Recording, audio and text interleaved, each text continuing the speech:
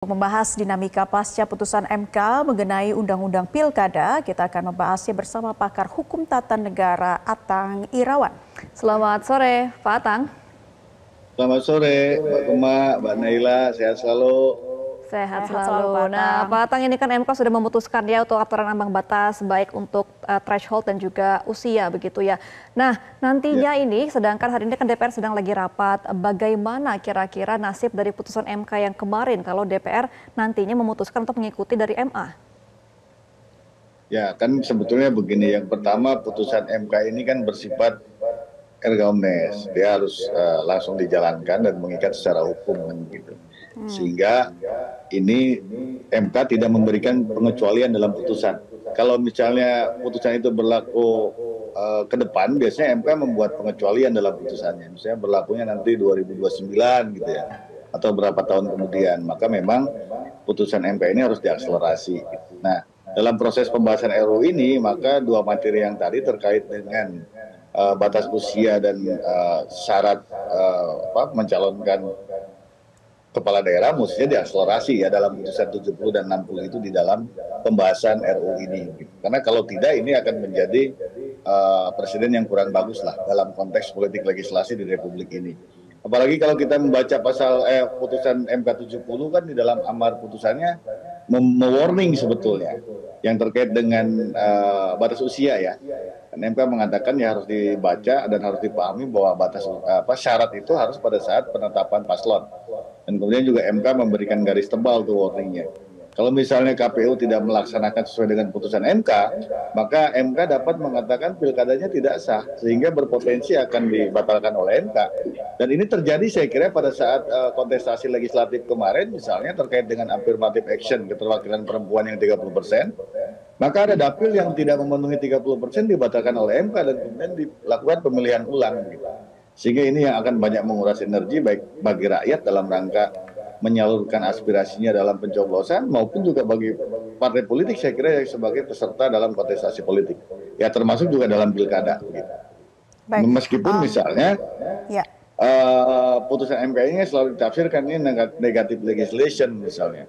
Karena perumus undang-undang atau positive legislation itu kan ada pada DPR. Tapi saya kira ya kita harus menghargai dan menghormati apapun putusan Mahkamah Konstitusi begitu. Yang itu harus diakselerasi di dalam RUU ini. Itu yang seharusnya ya Pak Atang, menurut hukum ketatanegaraan di Indonesia seharusnya putusan MK ini bersifat mengikat, mestinya diakselerasi. Kalau tidak tentu kan akan menjadi presiden buruk ya bagi hukum di negeri ini. Nah kalau misalnya balik ini kan tadi sempat santer terdengar bahwa berpihak pada MA.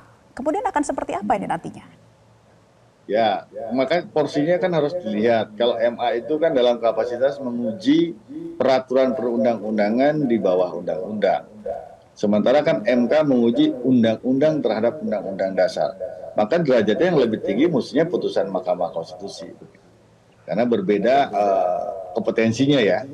Kan ini yang diuji undang-undang bukan peraturan KPU. Padahal peraturan KPU itu dalam rangka menjalankan undang-undang. Maka sumbernya itu dari undang-undang dan itu yang kemudian menjadi kewenangan Mahkamah Konstitusi begitu.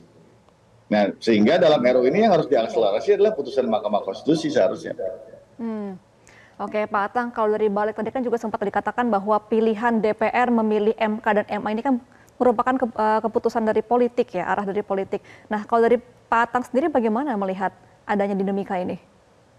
Ya, ini yang harus dipahami bahwa begini, kalau memang ini misalnya terjadi, yang tadi saya katakan, kan MK juga masih punya kewenangan tuh dalam rangka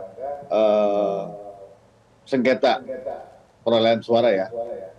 Sengketa hasil perolehan suara di pilkada. Nah, jangan sampai ini kemudian menjadi presiden buruk gitu. Ketika misalnya putusan MK nggak diakselerasi, maka nanti pada saat sengketa di Mahkamah Konstitusi pasca pencoblosan, maka MK akan masih menggunakan cara pandangnya MK terkait dengan pertimbangan hukum di dalam putusan Mahkamah Konstitusi. Sehingga bisa saja MK kemudian menyatakan tidak sah dan dibatalkan. Tetapi saya kira yang agak repot adalah karena begini, jangan sampai kemudian ini menjadi sebuah formulasi yang berimplikasi kepada sengketa kewenangan lembaga negara. Karena MK sudah memutuskan dalam putusan MK, yang juga MK tidak memberikan catatan bahwa ini berlakunya di pemilu ke depan, misalnya pilkada ke depan, dan kemudian disimpangi melalui RU yang sedang dibahas, maka dua organ ini kan menjadi menimbulkan konflik sengketa kewenangan. Sementara MK dia tidak boleh menjadi pihak kalau terjadi sengketa kewenangan. Nah ini yang kemudian akan menjadi rancu. Maka blunderlah kemudian konstitusi kita dalam rangka membaca atau menerapkan fenomena yang terjadi saat ini. Begitu. Ini Oke, kemudian oke. menjadi kembali lagi tuh seperti zaman dulu tuh. Gitu. Kan MK diharapkan kemudian tidak berakibat blunder secara konstitusi ketika terjadi sengketa kewenangan antar lembaga negara. Oke, sengketa kewenangan antar lembaga negara kalau kita menyoroti lagi nih Pak Atang, kembali lagi kepada DPR ini kan harus melakukan pilihan politik ya. Jadi artinya bagaimana nih jika ada dua pilihan MA dan MK? Seperti apa nantinya DPR harus menyikapinya? Ya, tadi saya katakan, kan yang harus dilihat begini, MK itu kan kewenangannya menguji undang-undang terhadap undang-undang dasar. Sementara MA itu kan menguji peraturan perundang-undangan di bawah undang-undang. Yang MA lakukan kemarin kan menguji PKPU. Nah, PKPU itu sebetulnya peraturan perundang-undangan dan derajatnya ada di bawah undang-undang. Karena PKPU itu lahir sebetulnya dari rahimnya undang-undang. Gitu. Jadi undang-undang ini sebagai sumbernya PKPU. Nah, maka seharusnya secara arif dalam proses politik legislasi yang hari ini dilakukan di pembahasan RUU, ya kalau menurut pertimbangan saya harusnya meletakkan pada putusan Mahkamah Konstitusi yang harus diakselerasi dalam RUU yang sedang dibahas ini. Oke. Oke, Pak Atang, ini kalau tadi kita melihat dari hasil balik DPR kan disetujui adalah mengenai ambang batas di mana partai yang punya kursi di DPRD tetap menggunakan ambang batas 20% ya. Nah, ini berarti memunculkan kemungkinan juga adanya pemilihan kotak kosong dong, Pak Atang, di pilkada di beberapa provinsi. Ya, makanya kan sebetulnya kalau saya melihat mungkin ya, saya melihat apa yang dipikirkan oleh Mahkamah Konstitusi dalam pertimbangan hukumnya, itu salah satunya juga itu. Bagaimana sebetulnya hak konstitusional masyarakat yang sebetulnya kanalnya nggak ada tapi belum terakselerasi kan. Kan ada dua kanal tuh awal. Yang pertama adalah terkait dengan calon independen ya. Yang kedua Iya. kemudian partai politik atau gabungan partai politik dengan syarat kuota kursi 20% atau perolehan suara pemilu sebelumnya 25%. Yang itu kemudian diklaster oleh Mahkamah Konstitusi. Jadi partai politik yang tidak memenuhi kuota kursi bisa saja menggunakan kuota perolehan suara pada pemilihan sebelumnya. Kalau 2 juta misalnya 10%, 2 juta sampai 6 juta itu 8,5%, gitu ya.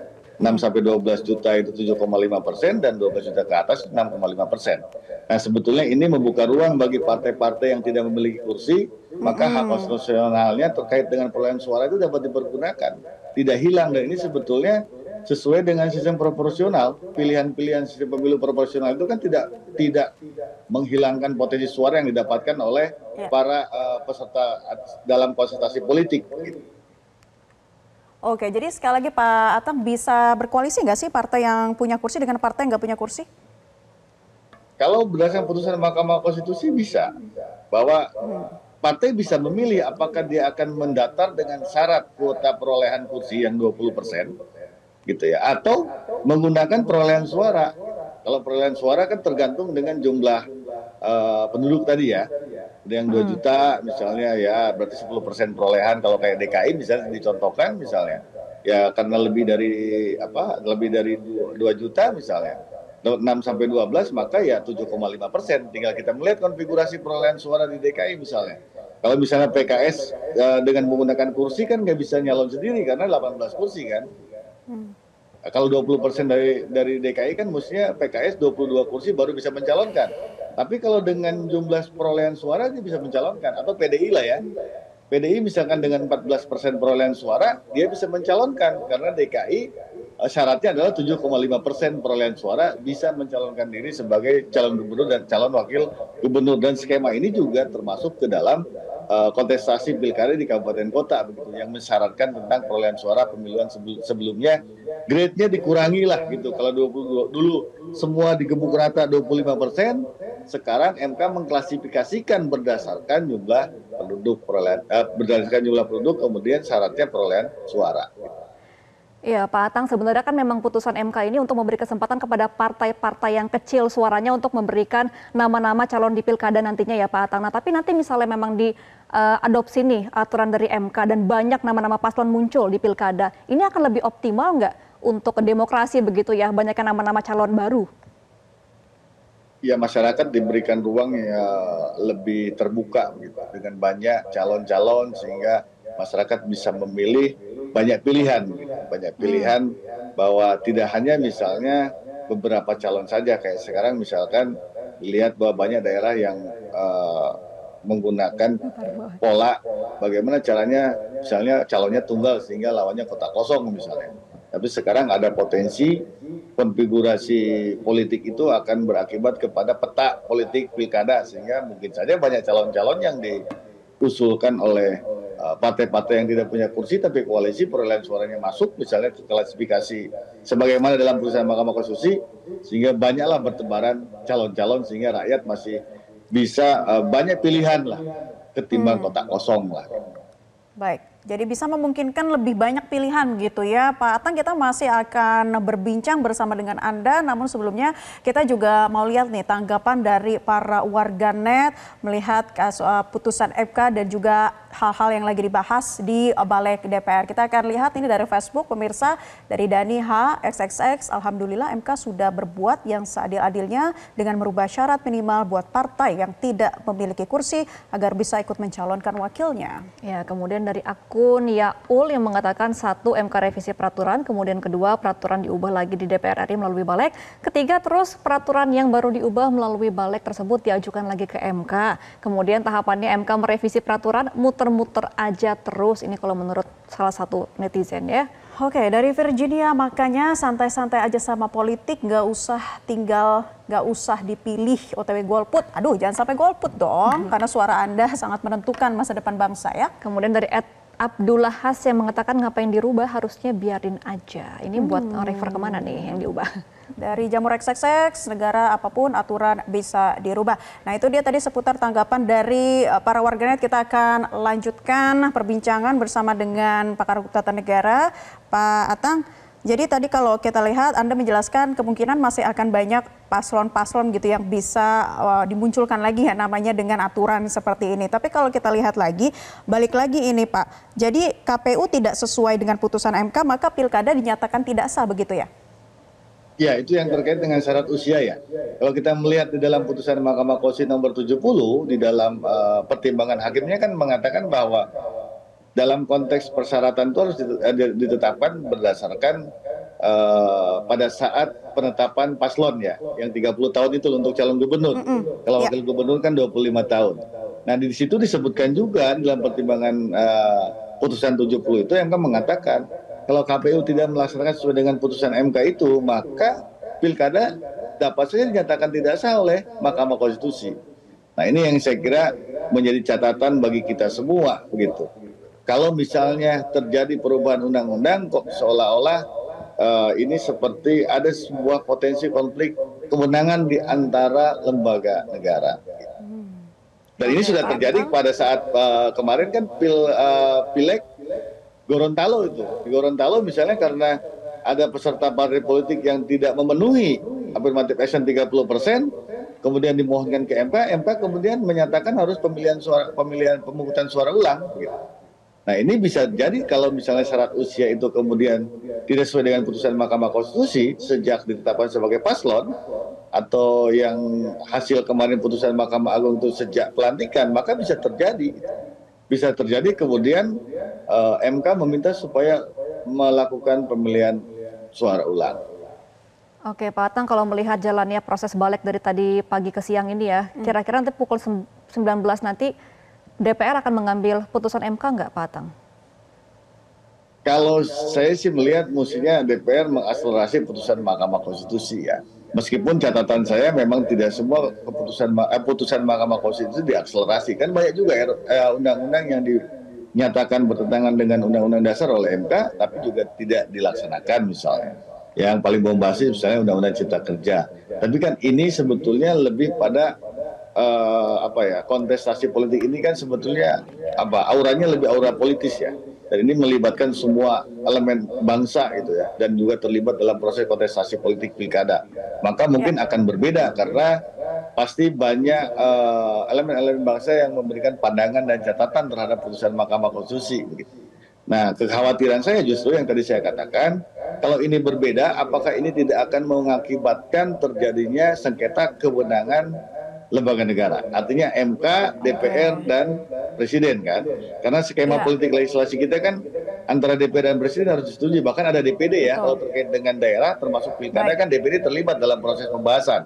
Padahal sebetulnya kalau kita membaca Undang-Undang 24 2003 tentang Mahkamah Konstitusi, Mahkamah Konstitusi tidak boleh menjadi pihak dalam sengketa kewenangan lembaga negara, sehingga menjadi blunder itu secara konstitusional. Baik. Kita tunggu nantinya hasil dari Balik seperti apa pukul 19 untuk menerka nasib putusan MK. Kita tunggu nanti kewenangan MK seperti apa begitu ya. Sama-sama nanti kita lihat hasilnya. Terima kasih sudah bergabung Atang Iriawan, pakar hukum tata negara melalui sambungan. Sama-sama Mbak Gemma, Mbak Naila, selalu sehat ya. Jelajahi cara baru mendapatkan informasi. Download Metro TV Extend sekarang.